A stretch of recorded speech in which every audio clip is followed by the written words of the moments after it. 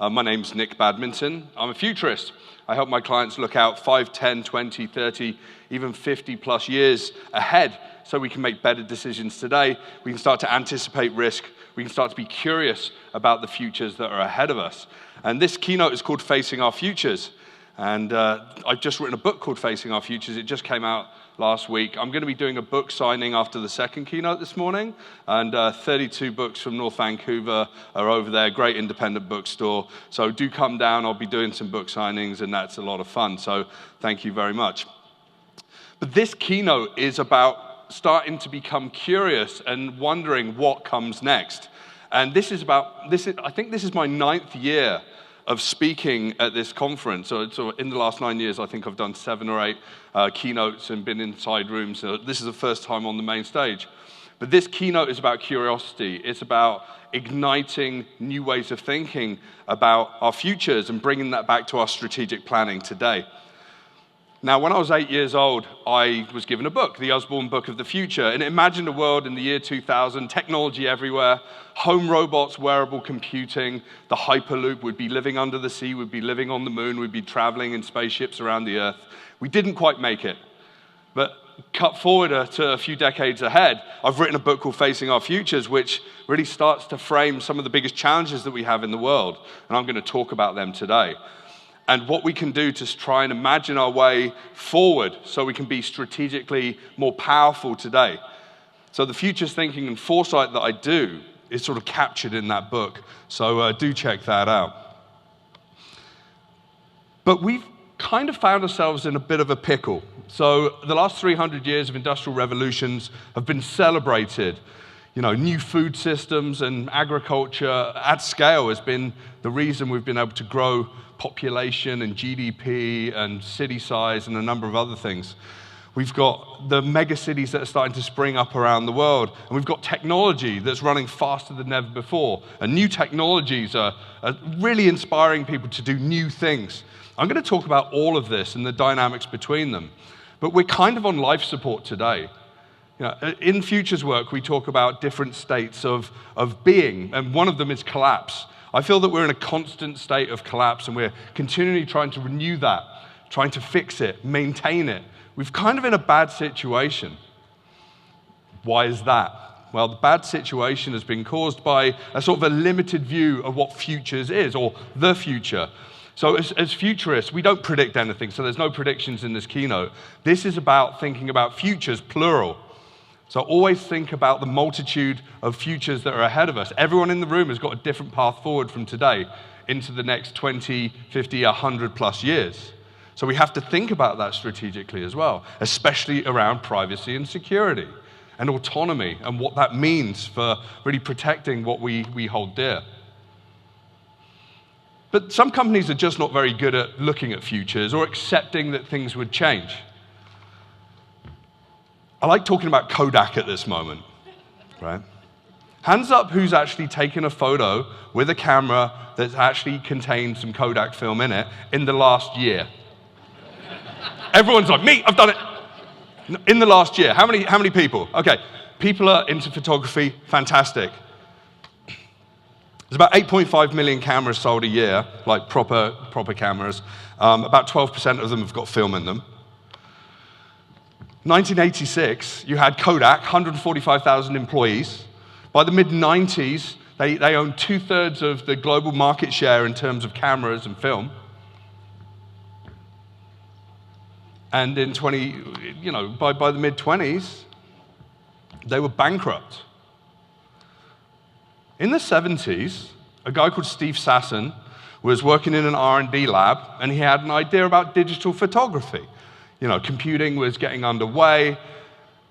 Personal computing was starting to really gain some pace.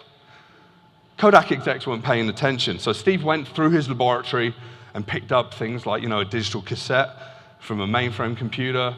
He picked up like lenses, put it all together. And he showed that we could capture digital imagery. And he took this in to the big bosses in Kodak and said, look what I've done. And they said, that's cute, don't tell anyone. And it was probably one of the biggest mistakes that they made, because they were so married to their business model of selling film, processing film, all the chemicals that go with that, that industry was always going to work that way, that they ignored probably the biggest revolution in so many different parts of society in the world, and with big impacts on privacy and security, right? Luckily, Steve Sasson and the team in Kodak, they patented this, and by proxy, they made billions of dollars, whilst everyone else was jumping on board with the technology. And then where's Kodak today, right? So that's a story about a lack of futures thinking.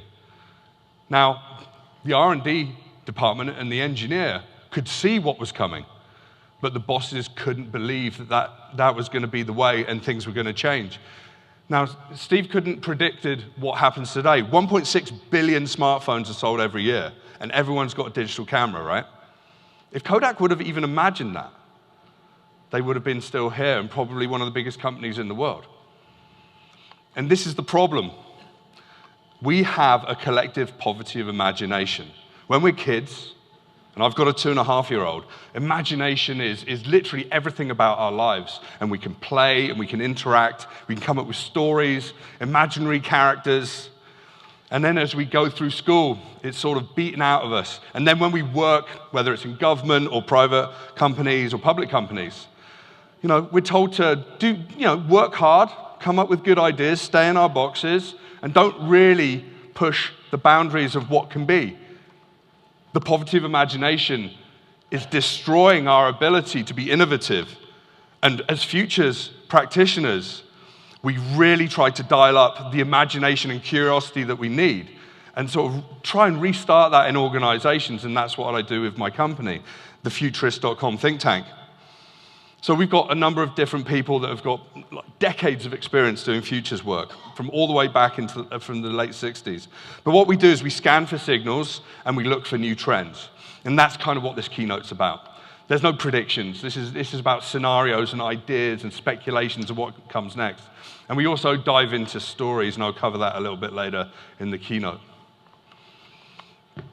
But what's been really interesting is that there's been a narrative saying futures is interesting. It's kind of useful. It adds some flavor to our strategic planning. That's great. But about 4 years ago, we had a study come out by Rohrbeck and Kuhn that found out that companies that had a high level of future preparedness, which meant that they had vigilance, they did work around scanning, building trends, looking at scenarios, writing stories, imagining these new worlds ahead of us so we could be a part of that. These companies have got 33% higher profit and a 200% higher growth than the people that did not. And when we talk about futures, you either do the work and you have a say in what those futures look like, or you sit back and you're still implicated in futures, you just don't have a role. So what do you want to be? What part of our futures dynamics do we want to be a part of? Do we want to be bystanders? Do we want to watch people?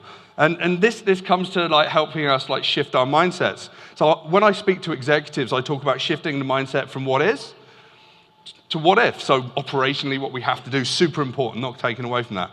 But then wondering, what if the world changes entirely? What if entire industries were to disappear? Your competition gets stronger. You lose market share. Tech companies go mayhem with technology and capturing data and corporate surveillance and all the things that we're worried about as well. What if we embrace curiosity in our futures? And that's the big question that I ask all executives that I work with. So this keynote is going to be really fun. I'm going to cover a few areas, and I'm going to start with geopolitics because that's something that I think that every single organization and groups of people in professions like privacy and security really need to get a handle on. So we're going to go at some pace, okay? Economics. So by 2030, they think that China's going to be #1 economic power, followed by India, followed by the US. Generally, when I'm down in the US and show this slide, it upsets a lot of people. I mean, China and India, huge populations. We know that there's a power dynamic shift to the east. It's already started to happen. There's also a power dynamic shift to Africa. The median age of an African today is 18 years old. You've got cities like Lagos, Nigeria, that are going to be 55 million people by 2050, 88 million people by 2100. closely followed by Kolkata, Mumbai, and other places. No cities in North America are growing like that. Africa is going to be probably one of the most important places in the next sort of 150 years in terms of how the world is shaped and changed. And I say more power to them. Then we're going to have energy dynamics changing. So we're going to have a global energy supergrid, the Internet of Energy. And we've already seen the dynamics of change and conflict and Russia and Ukraine and turning off gas to Eastern Europe and a whole bunch of stuff. Imagine if we've suddenly got these large countries like China and Russia, US and Canada, generating energy and trading that in real time around the world like we share data around the world. And imagine the geopolitical strife and theater that's going to happen there, right? The decentralization of energy is going to be hugely important. The global energy grids are also going to be a dynamic that's going to really, make our lives tough. What's the privacy and security of energy? It's an interesting question. Microchips. Was it 92% of the world's most advanced microchips are made in Taiwan by TSMC? ABC, anything but China. There's a whole dynamic around this that's playing out. So I'm watching that really, really carefully. And CRINC, China, Russia, Iran, North Korea. Chaos. This is a strange time for geopolitics. There are people in the world in democracies that are trying to drive the world forward. There are people within democracies that are trying to cause mayhem and chaos. And chaos is trying to be undertaken across the world by these actors and other people. But CRINC is something that we have to pay attention to because these are going to get a lot stronger together, and Saudi and other countries as well in the Middle East. So what if we anticipate global dynamics and how those new global dynamics really start to shape the dialogue and change around the world? We know that this can happen. The world that's created today comes from new global dynamics being created like 50, 60, even 100 years ago.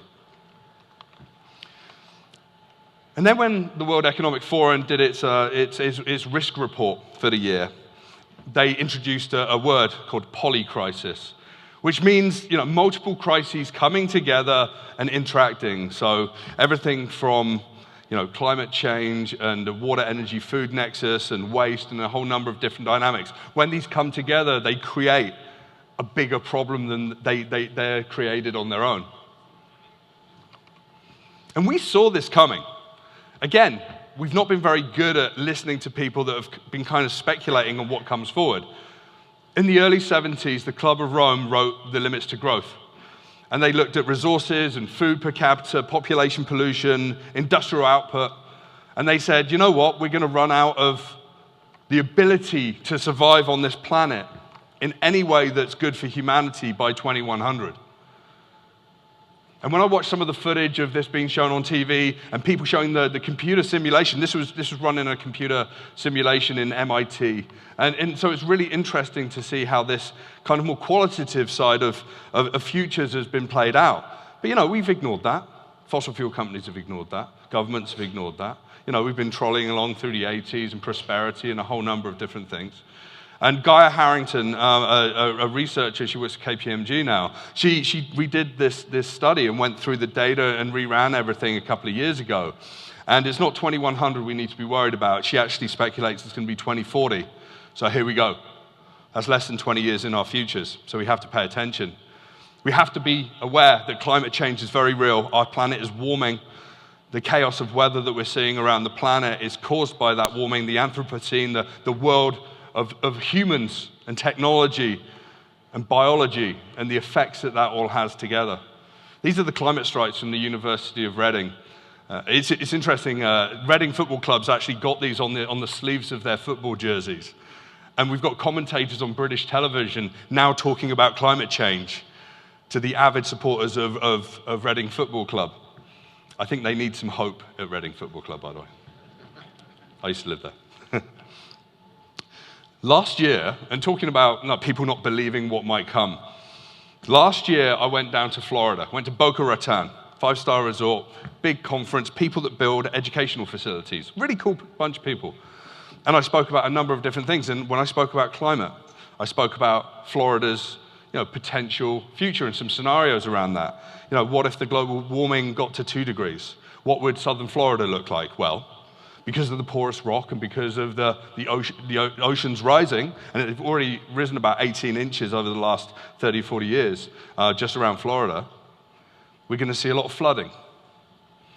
At 4 degrees, and let's hope that we don't get to 4 degrees, you've almost lost the whole of southern Florida to the ocean. And one of the board members of this organization said, we'll just call the Dutch. Because the Dutch have done a really good job with like shoring up their coastlines. Well, it's a different geology, and it's a different political landscape, and there's a whole number of other things. It's not going to be that way. People are saying that Miami is not going to exist in any way by 2100.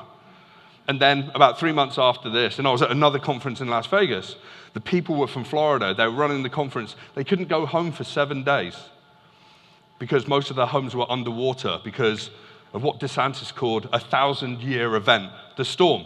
1,000-year event? Yeah, see you in 2 or 3 years. It's going to get interesting, right? And we're not listening, but we need voices on big stages saying that, we need to pay attention. Futurism is activism, and that's what we really need to embrace. And we've got some people in the world that do a good job at that. There is no planet B. There is no planet blah, blah, blah, blah, blah, blah, blah. This is not about some expensive, politically correct green act of bunny hugging or blah, blah, blah.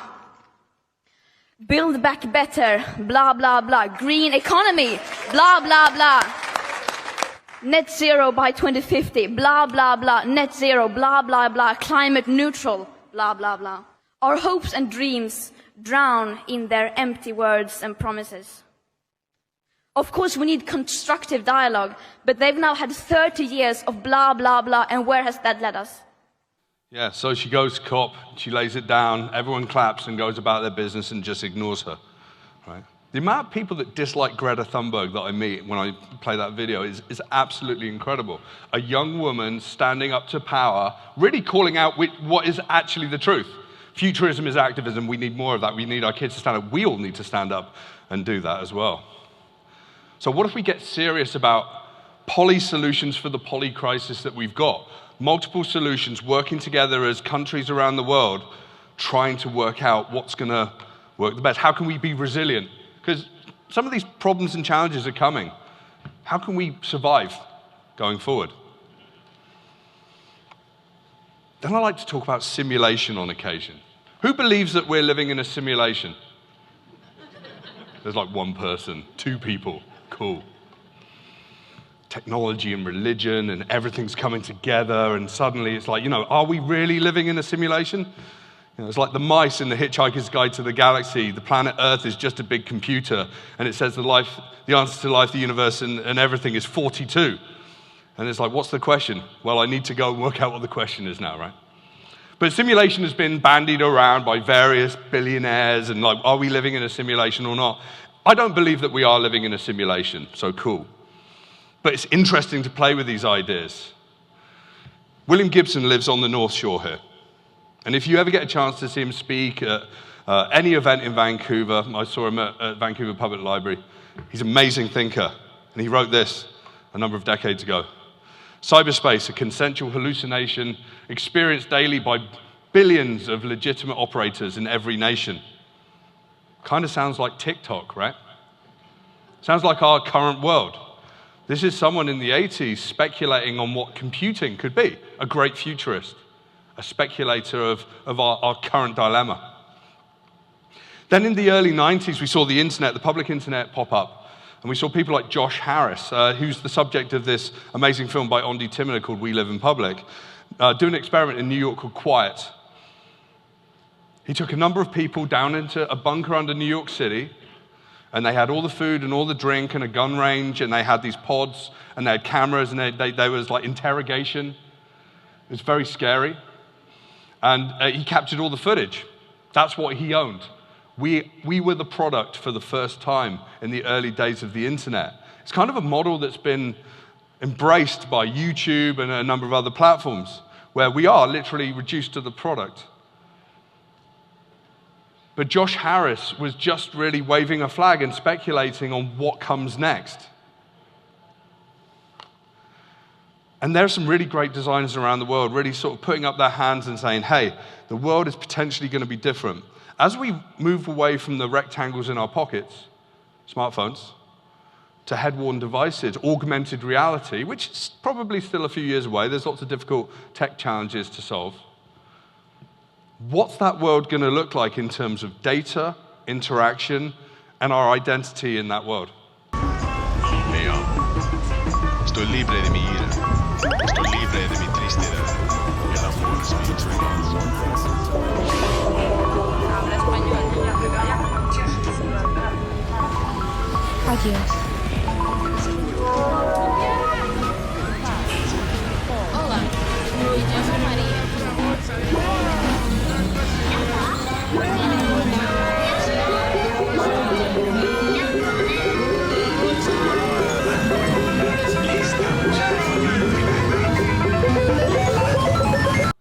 This is future storytelling. This is speculative fiction. Keiichi Matsuda took him and his team down to Medellin, Colombia. They took all the footage, they took it back in post-production, built this incredible world. It's a video called Hyperreality, and it takes us on a journey with this woman down in Medellin, Colombia, as she goes through a number of different dilemmas of being part of this technologically entrenched world. It's about 8 minutes long. You should totally watch that video because there's some interesting twists from a privacy and security and cybersecurity perspective at the end. Has anyone heard of a campaign called Birds Aren't Real? A young guy down in the States about 5 years ago started a campaign to empower Gen Z by saying, we're living in a world of ridiculous misinformation. I'm going to build this platform called Birds Aren't Real, and we're going to have protests across the United States. We're going to have billboards. We're going to go on TV. We're going to create our own misinformation theater. And they've been incredibly successful. About 2 million social followers. There's independent chapters growing all around the US. It's like Fight Club, right? It's interesting. This guy has suddenly gone and said, hey, there's misinformation, and everyone's been confused. They don't know whether to believe him or not. He claims that 12 billion birds in the 80s were killed and repurposed to be flying bird drones that undertake surveillance on a daily basis. Hands up who believes that? Yeah.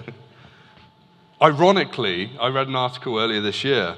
They're actually taking dead birds and building them into surveillance kind of things for nature expeditions. And there's bird-shaped drones in certain parts of the world. It's kind of interesting. But that misinformation and what we're talking about in terms of the internet and capturing all that data, are we living in a simulation? No, but it kind of feels like we're being reduced to that. And it's not our choice because we sign the terms and conditions away, right? What if we focus on our humanity and our reality? I think that's really important. And then in futures work, I talk about possible futures, I talk about dystopian trajectories, how bad it could get if we make bad decisions today. That's what the book's about. But we also talk about utopia. And utopia, if you translate it, it literally means no place. This is not a place that can exist. But there's lots of people that are speculating that we can create this. It's a soother for modern humanity and the challenges that we face. Amazing thinker Jack Fresco, rest in peace, from the Venus Project. A new kind of socioeconomic model around resources, equality, wealth distribution. Really, really cool ideas. But still a little bit pie in the sky, a little bit utopian. But now we're finding ourselves in a world where other people are trying to promise that because they're trying to create a new version of our future that we can be a little happier in. Now, in Saudi Arabia, we've probably seen lots of the information coming out about NEOM, the new city they want to build. Fantastic. It's kind of exciting to imagine these new futuristic cities built from the ground up. They've got the line, 170 kilometers long. They've broken ground on this. This is an area where you can live and you can survive. glass walls, amazing in the desert. It's kind of building a bunker for mega billionaires to take all their money and to put it in Saudi Arabia. Because in the next 50 years, they're not going to be making that much money from oil like they make today, right? Saudi Aramco, most profitable company in the world. And then I love stories on the flip side of that. The same people that are like preppers. South Dakota, this is a company called VIPSS, 550 plus bunkers that were originally used for military use. And people are buying them to survive in the middle of America because of the polycrises that are coming, the challenges that we're coming, right? A different kind of version of utopia, a utopia that we hide in. And it's interesting when we think about utopia, it was a term created in the 15th century. Dystopia was a term created about 200 years later, because people don't really like talking about bad trajectories to our futures. But utopia is sort of a null and void term today, and we have to really focus on real life places and people. And this keynote, as you're probably noticing, is more about raising questions than it is about giving you any solutions. And that's what futures work is all about. It's literally about awakening the imagination and getting to ask, what if? So we've been stuck in this sort of short-term cycle, whether that's an election cycle, whether that's CEOs in the US on average being rewarded for long-term performance at 1.3 years. There's a problem, right? We don't look far enough ahead. But there's also a term called Longtermism where people are saying their solutions decades out.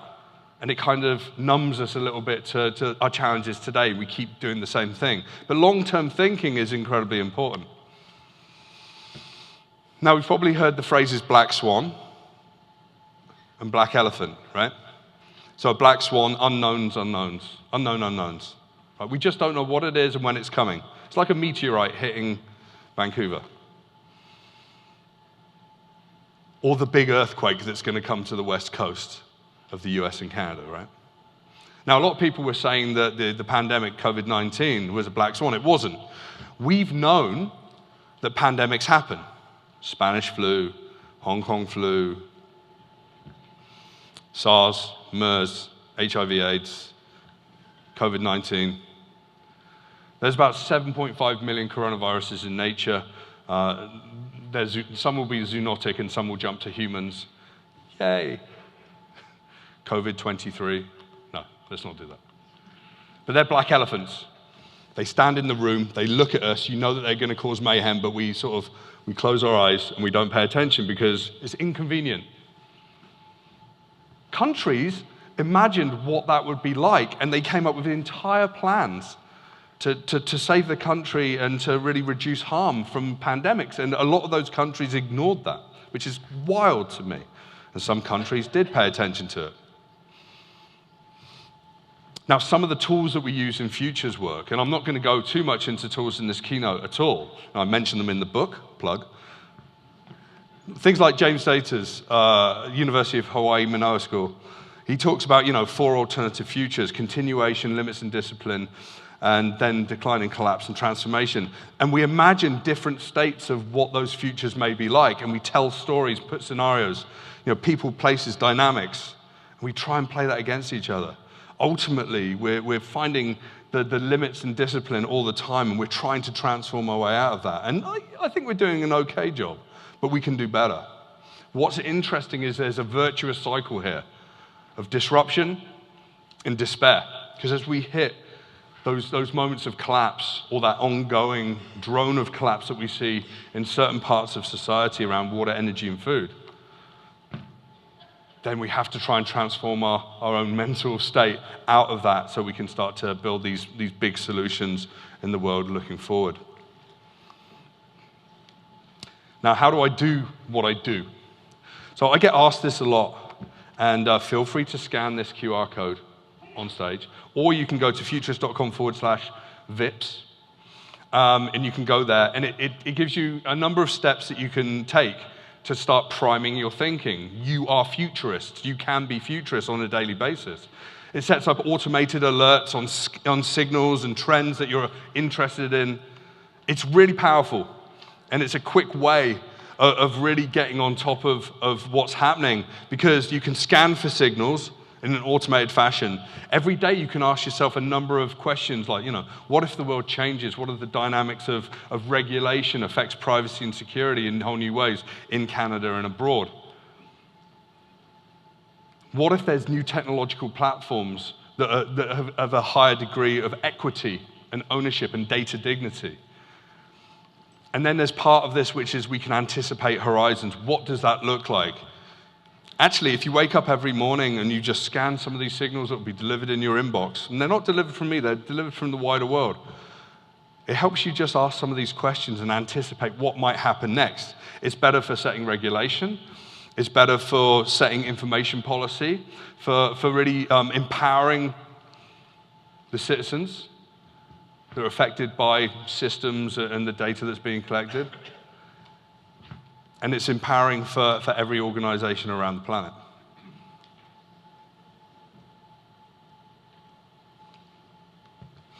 So, what if we embrace curiosity in our futures? Brings me back to the beginning. What if we ignite curiosity? What if we strive to be good citizens of the world, responsible for shaping what our futures are like, instead of sitting back and waiting for the future to happen to us? This keynote is literally asking tons of questions and trying to say, okay, shift your mindset from what is to what if. Try and unlock some new superpowers where you can link disruption and despair to strategy. And that's the superpower of foresight and futures thinking. I would love to take some questions. Thank you so much.